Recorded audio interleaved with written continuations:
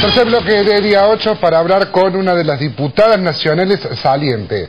Carmen Nebreda es una de las bancas que se ponen en juego en estas elecciones. ¿Cómo estás, Carmen? ¿Cómo andas? Muy bien, ¿cómo están ustedes? Muy bien. Bueno, ¿qué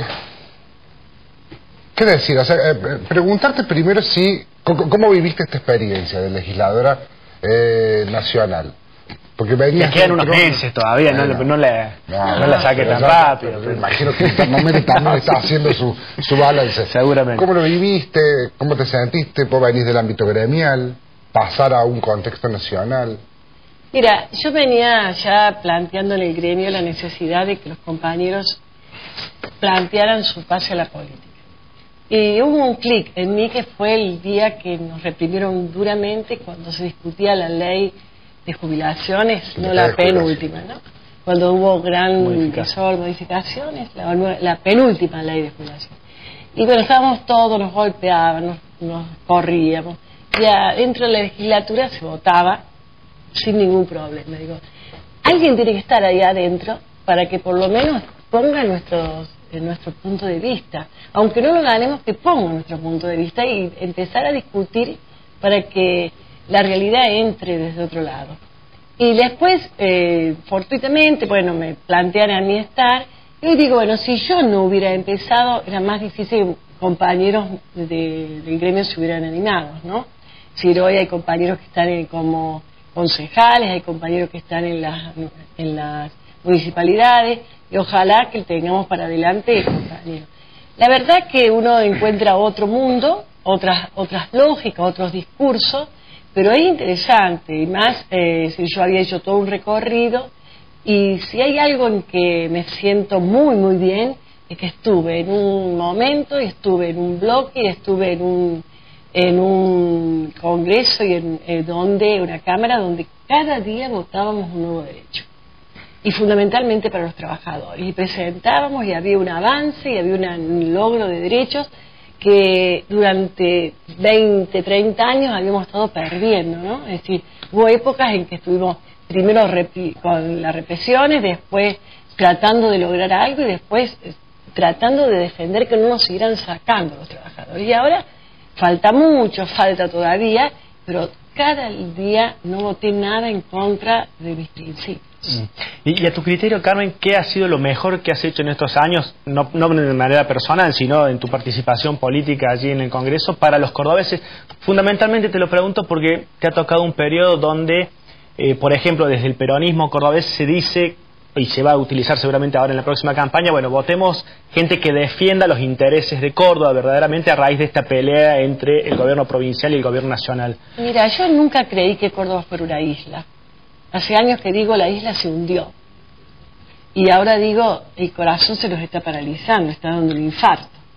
Es decir, no podemos hablar de Córdoba ajeno a lo que es el país. Es decir, y además no podemos plantearnos un federalismo que tiene que ver con que tiene más que ver con la idea de provincias viables e inviables que planteaba el menemismo, que recuperar los derechos de cada uno. Es decir, cuando aquí te plantea un gobernador que realmente tiene claro, y eso es muy claro, un programa económico que atiende solamente a las clases más concentradas de la economía y a los trabajadores le hace pagar esa concentración, los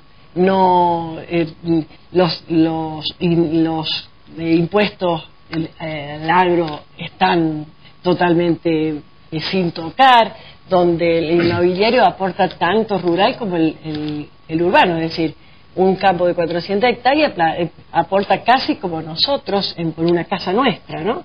Es decir, donde las grandes empresas tienen garantizado hasta el salario de los trabajadores, donde nos presentan como gran programa el plan Primer Paso, que es la precarización absoluta del trabajo, es decir, un trabajador por 1.500 pesos que no tiene absolutamente nada de estabilidad, ni de obra social, ni de nada. Entonces, yo te digo, es decir, si a mí me plantearan con seriedad, por ejemplo, el tema de la caja, tan meneado el tema de la caja, nunca logramos ponernos de acuerdo entre los idealistas y el gobierno en los números. siempre a nosotros... Aquí en Córdoba, en la provincia. Acá en Córdoba, siempre a nosotros, a los secretarios generales nos daban otros números. Y hay una realidad. Es decir, eso fue un acuerdo político, y lo digo ahora y lo dije en el momento que se discutía, y José Manuel hizo todo este puesta en escena, el gobernador entre la justicia. Si va a la corte es porque no quiere resolver el problema a los jubilados, porque era poner en escena su campaña a presidente y no resolverle. ¿Por qué? Porque ese convenio no era un convenio para judicializar, era un convenio político. Si vos tenés 4 puntos que dicen la nación está obligada a esto y esto, y tenés otro punto que dice que si la nación no lo hace, si no se cumple, la provincia, primero dice la provincia está obligada a hacer estos puntos, que es lo que tiene que ver con la armonización. Pero si no lo hace, tendré que pagarlo ella, es decir, lo puede hacer lo mismo, pero pagando ella. ¿No es cierto? Entonces, eso no se discute en la Corte, eso se discute políticamente. Eso es lo que yo planteaba fuertemente. Acá hay un planteo político. Pero si vos, antes de sentar, decís que es una loca, si después, antes de sentarte, te vas a la Corte Suprema, que cada vez que hay una posibilidad de diálogo lo estrellas al diálogo, me parece que no hay intención de cosas. Yo no tengo planteos, es decir, yo no estoy de acuerdo con el federalismo que plantea ni el radicalismo ni el peronismo de la zona. ¿Con qué federalismo?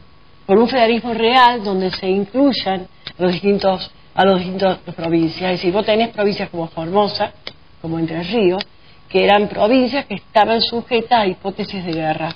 Entonces no tenían ni rutas, ni agua, ni escuelas, ni nada en su interior, porque estaban totalmente dejadas, como yo decía, más o menos como el éxodo jujeño, para que si nos invadían por un lado los brasileños, que quedaran sin nada, y si nos invadían los paraguayos, miramos las hipótesis, ¿no?, de guerra, pero hasta ahora.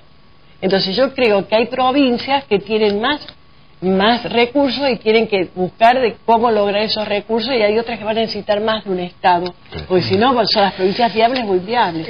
Carmen, el Estado tiene que repartir. ¿Cómo imagina el nuevo Congreso, el que se viene después de octubre y que usted ya no va a integrar desde fin de este año, teniendo en cuenta los números reales que se están manejando en cuanto a la posibilidad de que se renueve y que a lo mejor el oficialismo pierda parte de lo que hoy tiene? Y fundamentalmente esto se lo pregunto de cara a una eventual o no reforma de la Constitución para habilitar un nuevo mandato de Cristina Fernández, por ejemplo. No, yo creo que eso es lo que se está poniendo. Es lo que vienen planteando muchos sectores, por eso la pregunta. Pero eso lo plantea para decir, no mintamos, no hay posibilidad de reelección porque no hay modificación, la Constitución no lo permite, y porque la Presidenta ha dicho que no, y porque hay que lograr no solo una mayoría de las 3/4 partes, así que una muy buena elección del oficialismo tampoco llega, pero además una reforma de la Constitución necesita de acuerdos políticos, ¿me entiendes?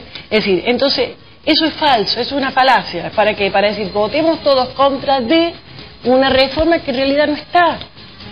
Es decir, yo no creo que vaya a perder. ¿Por qué? Porque la que menos pone en juego es la fuerza del partido, del Frente para la Victoria. Porque los que nos vamos somos aquellos que fuimos electos en el peor momento de mayor dificultades, que en el 2009, ¿no?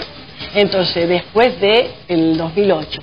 Entonces, el que pone en juego mayor cantidad de bancas es la oposición, no es el oficialismo. ¿Qué va a ser de su futuro político? Yo voy a cuando trabajar. deje la banca, ¿vuelve al gremio? ¿Va a trabajar políticamente aquí en el Frente para la Victoria? Yo voy a trabajar donde la Presidenta disponga. Voy a seguir trabajando, estoy convencida de este proyecto, estoy convencida absolutamente que falta mucho, estoy convencida de que aún quedan, siempre decimos, mientras haya un pobre, los que hemos trabajado para mejorar la educación, para mejorar la salud, para mejorar la calidad de vida de la gente, el hábitat y la pobreza, hay que trabajar, y no hay justicia mientras haya falta. ¿Pero ya baraja alguna posibilidad, alguna área, algún cargo, o desde el llano, desde donde le toque? No, yo voy a trabajar donde me lo determinen, voy a estar. Carmen, muchísimas gracias. Gracias por haber venido. Nos vamos a la última pausa y regresamos con un par de minutos del confesionario, las perlitas que ha dejado la semana a nivel político.